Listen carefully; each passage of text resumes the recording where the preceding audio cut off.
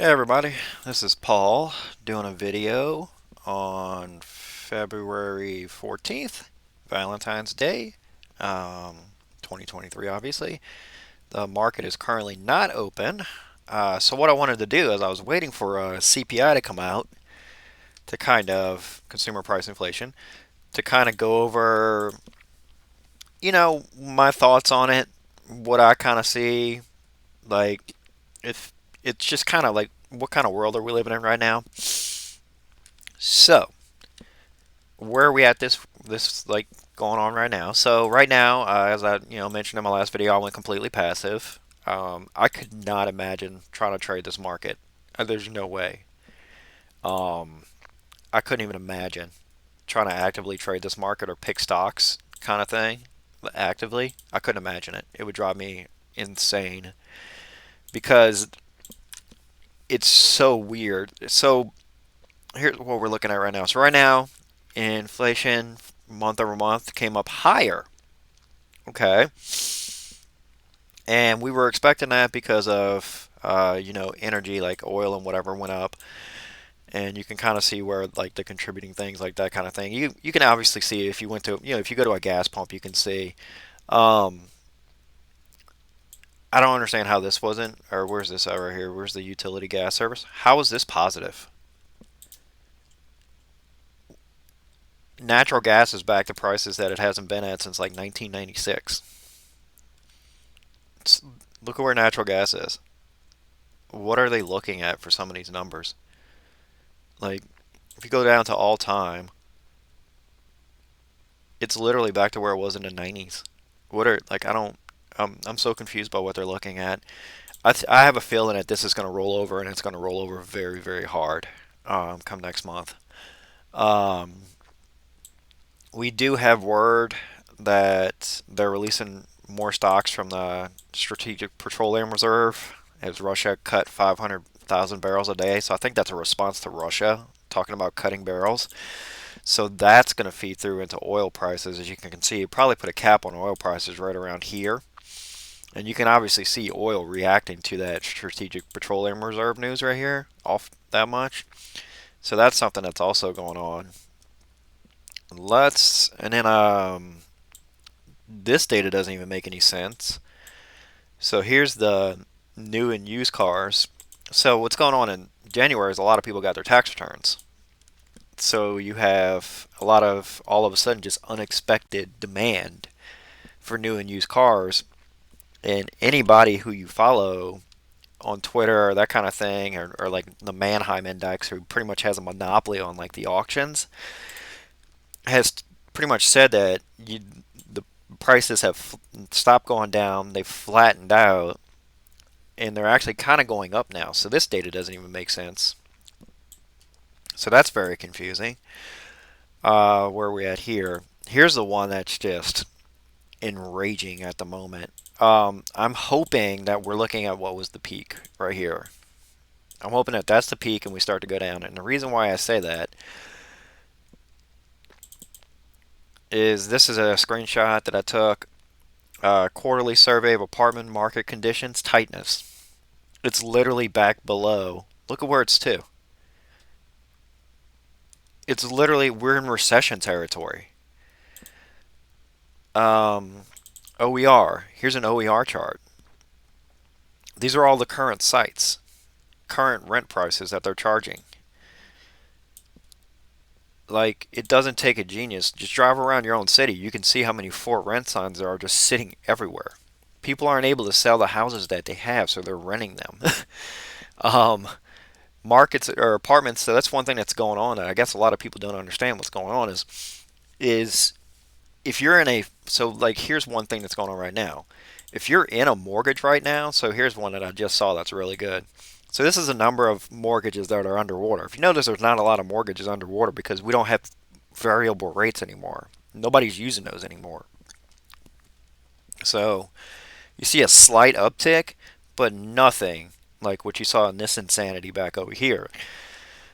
Actually, I thought this would be kind of higher because there's a lot of people that bought houses in 2021 and 2022 that we're seeing, but we haven't seen price declines on houses so far. So people are still trying to sell houses. Like people around me are trying to sell houses that are just kind of sitting there. They're still selling whenever the long end of the curve goes down, but if you can't sell the house, you're going to rent it.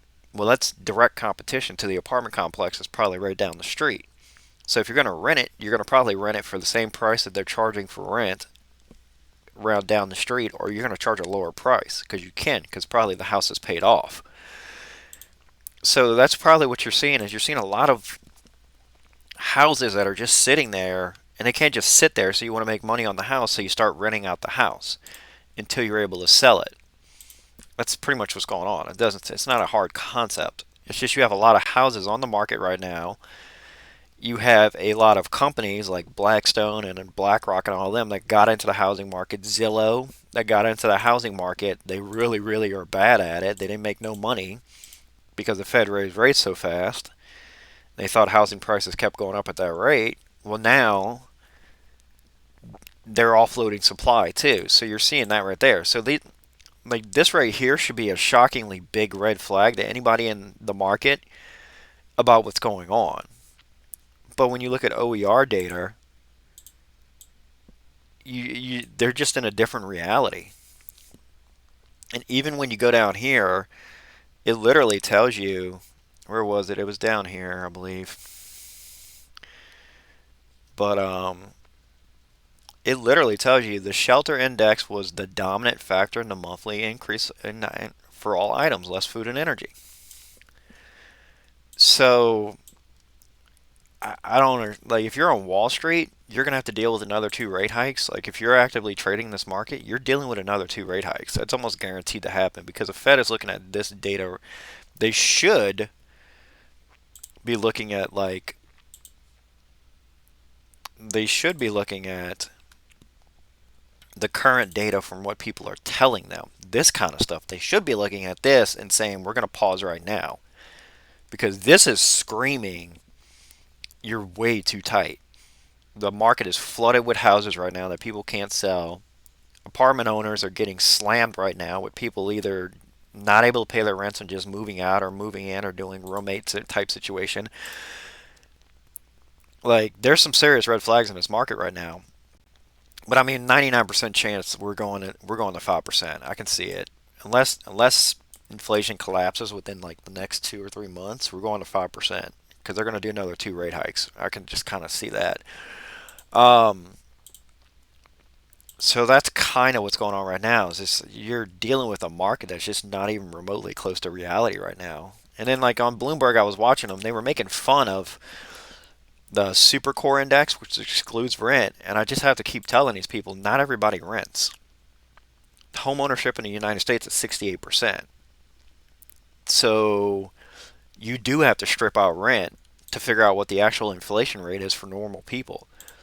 Um, I guess you just have to keep reminding that to these people that rent condos in New York or something that are paying like $2,000 a month or some insanity.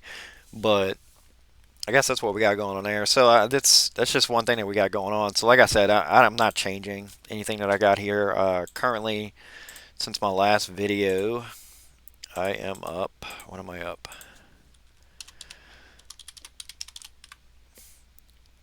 I have started to build up my savings a little bit. Um, Probably going to do that for a little longer, but currently doing pretty good. I expected February to kind of trade flat. Liz Ann Saunders had pretty good videos or pretty good charts showing how the market was kind of following.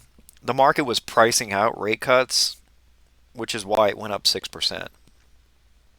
And that's just basically what happened. So now that the market has gotten to this point where it's priced out rate cuts, but now the rate cuts are looking pretty much like they're guaranteed going to happen, the market has a chance that it could pull back to 3,900. And will that momentum take it down even further to 3,600, 3,500? That'll take a lot more. But it's kind of what's going on is like you're going to get this 2 year that's much higher, and then the bond market is going to start to price in a slower economy, which is going to lower this long end. So this is going to make the market, this part right here is going to make the market happy. Actually, this entire part right here is going to make the market happy. The Fed controls that. The Fed does not control that. So if the bond market starts to price in slower U.S. growth, here you go. So you have a lot of things that are going to happen here that are going to be very, very confusing. And especially if you're actively trading this market, I can't tell you. The one thing I can tell you is looking at this right here, the CPI, we're getting two more rate hikes. That's almost guaranteed right now because the Fed is bound and determined to get to 5% and then probably pause. That's kind of what looks like is going on right now. So the market is like, like I said, I couldn't hope to trade this market right now. It would be impossible. You couldn't pick a name. You couldn't stay in a sector long enough. It would be something. So I think that's kind of where we're at right now. Obviously, higher rates are going to have an effect on earnings and what the multiple that people think that the market should be at. Um, like I said, there's just two different narratives in the market right now. If you think we're still in a bear market, then this is your line, and this line takes you out this way. If you think we're in a new bull market because like breadth momentum indicators and like the different things that Walter Deemer has been talking about on Twitter, a famous guy who came up with that breadth momentum, um, then you think we bottomed in October and we kind of follow this path. But if you look at this path, it's actually kind of flat, and you can kind of see this isn't some like taking off the 4,800 level. So like people like Tom Lee, they keep saying that insanity. He just needs to get off of TV. He's so annoying because it's just not based on reality. But if you look at this, this is like a slower growth line. We're going up at a much slower rate, which I'm perfectly fine with because markets aren't supposed to go up in a straight line. It's very unhealthy. And if you can kind of see, and I told this to one guy before, this is the red line in the sand right here. This little spot right here. That 4080 level, we actually defended that level multiple times last week. They, you know, the market bounced up against that line, even broke through it, and it went right back above it. And you can kind of see in the futures right now, even though we're down a little bit, we're way above 4080. So the market is holding that 4080 level very well. So even with this inflation data today, I think a lot of people might be looking at what I'm looking at and going, what what are they looking at to get this data? Because this data doesn't. My guess is that the new narrative is probably going to be, well, you see this right here, and then you see this. That might have been the peak. And if that's the peak, you have a very predictable path on where this is headed because every piece of current data tells you where it's headed. Like like every piece of current data tells you where it's headed. It's basically headed with a straight line almost straight down. So if you kind of shift this chart over, which is what you would have to do, by the time this actually does start to fall off by a lot, we already have two more price hikes in. That's the problem. So by the time this data feeds through, we already have two more price hikes in. And maybe that gets us to 2%, or maybe that gets us to high, maybe 3% or something like that. Maybe the Fed could consider a cut. But what I kind of think I'm starting to think is going on right now is we're going to get to that second half. And by that point, I think the summer is probably going to be strong because it typically is. But there's not too much stimulus left in the system. And especially if the Fed stays tight, you know, it's perhaps that Mike Wilson scenario plays out in the second half, but we got to see what the data looks like in the second half. But I'm kind of thinking we get two more rate hikes. That's what I'm gonna say. I'm pretty sure we get two more rate hikes, and then we have to just wait for data to come through. And you can kind of see the market doesn't even know what to do with the current data. So it's all trading on technicals right now. So that's kind of where I think we're at. I guess leave any questions below. Like I said, I'm currently passively invested into the market. So as you can see, I'm obviously hitting my targets. This is 10%, 10%, 45%, 5%. I need to get this one up. 20%, and then this one's a little higher. This is supposed to be 10%, so I'm keeping that right there. And then everything's passively investing throughout all of this insanity. So And then I'm currently taking all majority of my DoorDash money, trying to stick it in.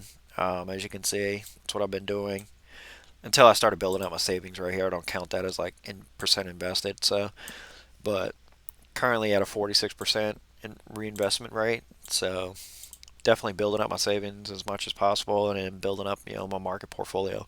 So that's kind of where we're at. That's where I think we're going to be for the moment until we just get more CPI data. There's just nothing else. I think without a doubt the market's going to price in two more rate hikes, and then we just wait on CPI. I think what's going on is we're going to get to 5% and then definite pause. Now, how long that pause lasts is going to determine if we get a recession or not. Because I think once that data comes through, it's the Fed is going to freak out really bad. Like they're going to cut really quick. But that's a guess. So let me know what you think in the comments. And then, like I said, we're still in wait and see mode. And I wonder if the market even trades sideways for the rest of the year. You know, so until we get more information. So there we are. So have a nice day. Ask any questions you like in the comment section. Thank you so much. Bye.